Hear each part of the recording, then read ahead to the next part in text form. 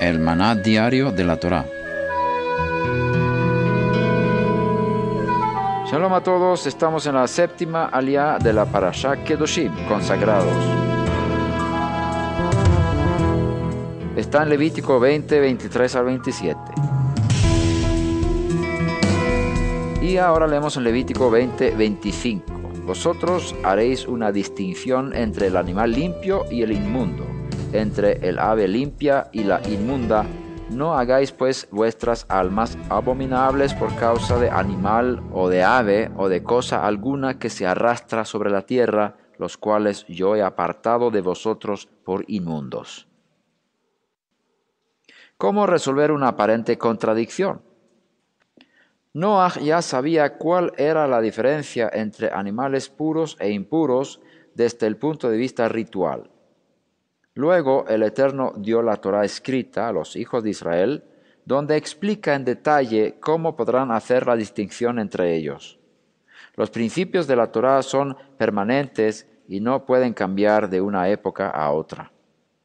Yeshua no pudo haber declarado limpios todos los alimentos, como muchas traducciones cristianas erróneamente han escrito en Marcos 7:19, donde ni el texto arameo ni el griego tiene la palabra declaraba.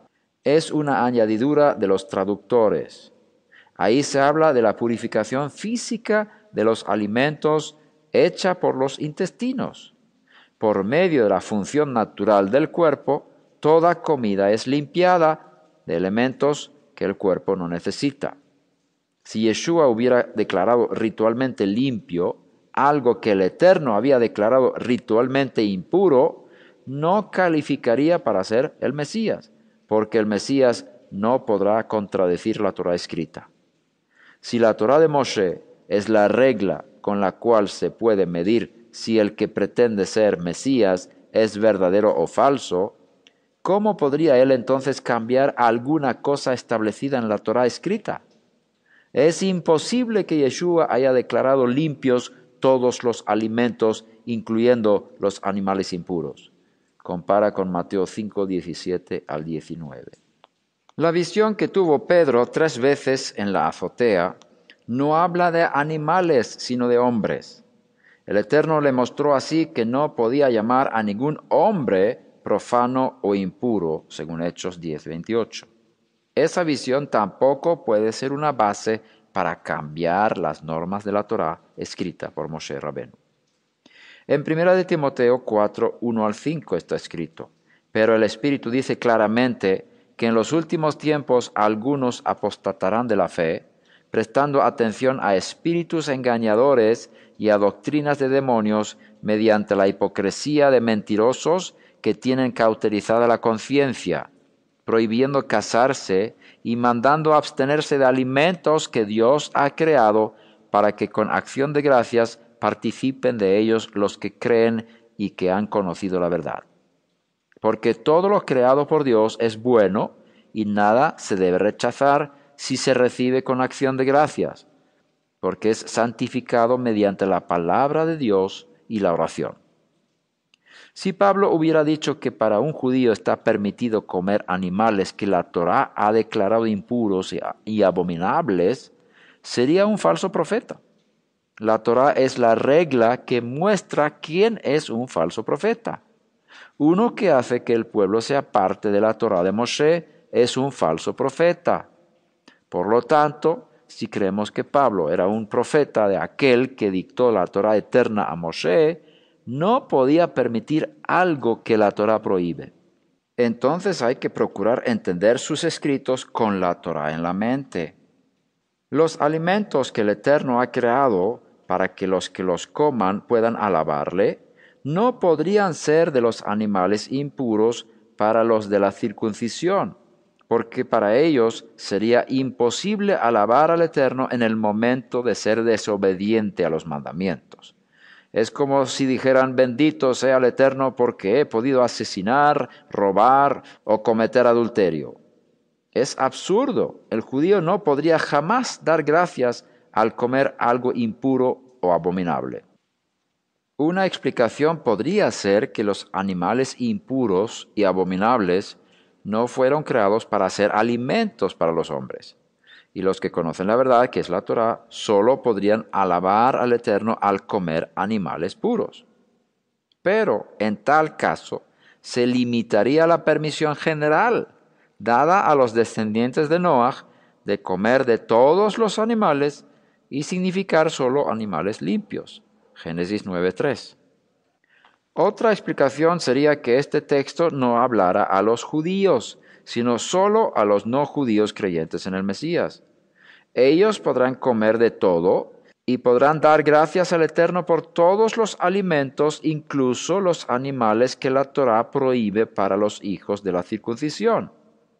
La palabra que se tendría que utilizar en tal caso para la santificación de los animales impuros sería la permisión que se dio a Noaj y a su descendencia en Génesis 9, no la que se dio a los hijos de la circuncisión en Levítico 11.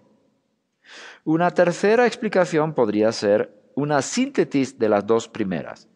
Tanto para judíos como para no judíos hay comidas permitidas según la Torá, donde los judíos tienen reglas más estrictas que los no judíos. Pablo contradice los que prohíben a ambos grupos a comer lo que la Torá les permite. El texto más difícil se encuentra en Romanos 14, donde está escrito en los versículos 14 y 20, «Yo sé y estoy convencido en el Señor Yeshua de que nada es inmundo en sí mismo, pero para el que estima que algo es inmundo, para él lo es. No destruyas la obra de Dios por causa de la comida. En realidad, todas las cosas son limpias, pero son malas para el hombre que escandaliza a otro al comer». Teniendo en cuenta que Pablo no podrá contradecir la Torá, queda descalificada la idea de que a partir de la venida del Mesías todas las carnes son permitidas, y ya no es válida la clasificación que hace la Torá de animales puros e impuros. El pecado es quebrantar la Torá de Moshe, y ni Yeshua, ni Pedro, ni Pablo eran siervos del pecado. Así que lo que enseña la Torá sigue vigente hasta que pasen los cielos y la tierra. Entonces, ¿cómo puede Pablo enseñar que nada es ritualmente impuro en sí mismo y que todas las cosas en realidad son ritualmente limpias cuando la Torá dice lo contrario? Creo haber encontrado una respuesta en el versículo que aparece en la cabecera. El texto hebreo dice literalmente al final que aparté para vosotros para hacer impuro. Asher hibdalti lachem letamé. Como el metzorá, el leproso, entre comillas, no era impuro hasta una declaración del sacerdote, así es en este caso también. Es el pueblo de Israel que hace que ciertos animales son impuros para ellos, según lo que la Torá dicta aquí. La Torá fue dada a los hijos de Israel para poder decidir si un animal es puro o impuro. Por eso está escrito, será inmundo para vosotros, Levítico 11:4, etc. Esta sería una explicación a las palabras de Pablo. Todo es limpio en sí, pero por la Torá el pueblo de Israel tiene la autoridad de declarar impuros ciertos animales y por lo tanto para ellos son impuros, pero no para otros. La impureza ritual de ciertos animales está relacionada con la santificación, no con la creación en sí. Los animales no fueron creados impuros al principio, sino ciertos animales fueron luego separados de otros para crear santidad. Lo mismo pasó con los días de la semana. Todos los días fueron creados iguales desde el principio, pero por la declaración de separación hecha por el Creador, el Shabbat fue santificado, separado. La santificación de ciertos tiempos, animales y grupos de personas no son desde la creación, sino desde una declaración de separación, santificación. Ahora, cuando ciertos animales han sido declarados impuros por los hijos de Israel, lo son para ellos, pero no necesariamente para los otros que no son hijos de Israel. Así es como entiendo la enseñanza de Pablo y de esta manera me cuadran todos los textos. Shabbat Shalom.